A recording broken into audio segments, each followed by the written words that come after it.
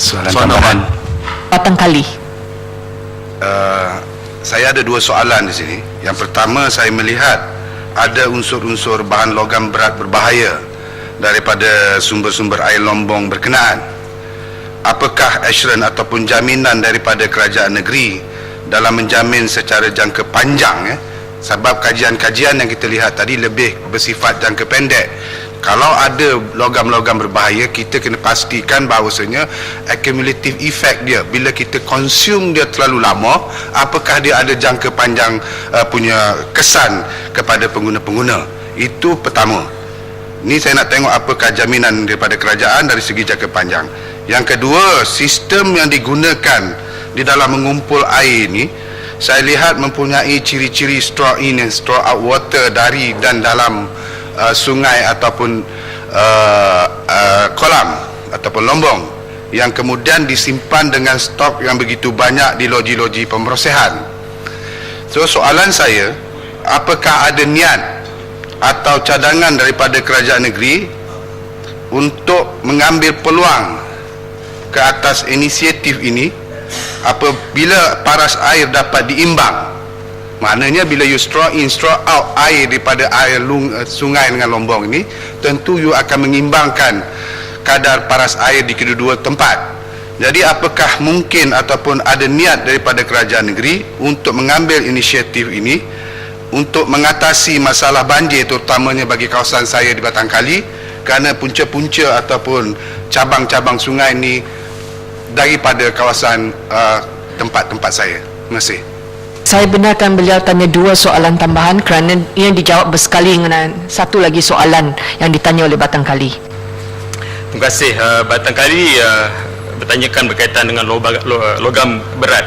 Seperti mana yang saya nyatakan tadi, walaupun kita didedahkan dengan laporan-laporan yang mengatakan bahawa logam berat yang begitu banyak, tetapi hasil daripada analisis kita yang kita lakukan, sebenarnya kajian pemantauan dilakukan setiap tahun seperti mana saya katakan tadi, sehingga pada tahun ini, yang mana tahun ini kita lakukan dengan lebih kerap lagi. Setiap minggu kita lakukan analisis air ini, dan kita dapati kesemua sampel-sampel ini adalah mematuhi piawaian yang ditetapkan dan tidak melebihi daripada paras-paras yang piawaian. Sebab tu sebenarnya keputusan analisa itu ada, dan insyaAllah pada 8 bulan ini bersempena dengan seminar yang akan kita adakan. Boleh saya mencela sikit dengan speaker? Ya, saya akui jaminan-jaminan itu, tetapi saya nak katakan efek pengguna ni. Dia yang you tak ada buat testing kepada pengguna, you buat sampel air. Sekarang nak tahu pengguna tu apa efek dia bila dia consume terlalu lama. Terima kasih. Suka saya tekankan, sebab ini persepsi yang akhirnya rakyat terima, seolah-olah air yang kita minum ini adalah air daripada kolam takungan kita. Tetapi kita sudah pastikan bahawa kualiti air kita ini adalah kualiti di dalam kualiti yang di dalam piawaian yang dibenarkan, dan ini air ini akan dirawat oleh loji-loji kita.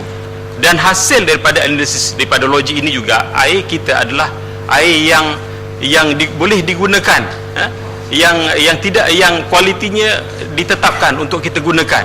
Sudah tentulah sepatutnya kualiti ini tidak akan memberi apa-apa kesan, kerana kualiti inilah yang kita gunakan selama ini. Sebab itulah saya kira daripada analisa-analisa yang kita buat dan pemantauan ini, kita boleh memberi jaminan bahawa air yang kita beri ini adalah selamat dan tidak akan memberi kesan. Tapi mungkin ada baiknya sekiranya kalau kita nak lakukan daripada mungkin ada satu kajian daripada jabatan-jabatan berkaitan impact, tetapi saya kira kalaulah kualiti air yang kita analisa, yang kita pantau ini di dalam piawaian, kenapa Tuan Speaker, tak puas sikit je nak tanya lagi. Batang Kali, biar Exco jawab habis dulu. Tak, sikit je, sebab saya dah faham apa yang dia nak jawab. Saya kata impact kepada pengguna, betul. Sekarang dia mengatakan air yang diambil, sampel yang diambil daripada Lombong sama dengan apa yang kita pakai sekarang. Tetapi apakah itu bermaksud kedua-dua sumber air yang dibezakan tadi itu mengandungi bahan-bahan logam-logam yang berbahaya, yang mungkin ada bersifat radioaktif? Ini yang kita nak apa ni?